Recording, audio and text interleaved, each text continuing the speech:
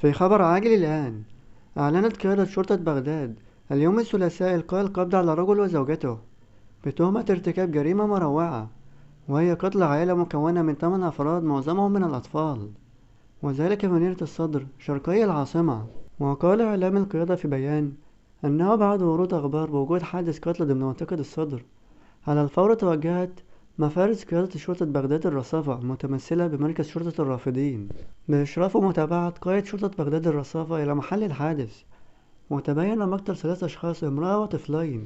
ولفت إلى أنه تم تشكيل فريق عمل كامل، وبعد التحري وجمع المعلومات ومتابعة كاميرات المراقبة تم الوصول إلى القاتل، والذي يسكن منطقة الحميدية الزراعي، ليتم التوجه إلى محل سكنه ومداهمة الدار بعد أخذ الموافقة القانونية والقبض على القاتل وزوجته القاتلة.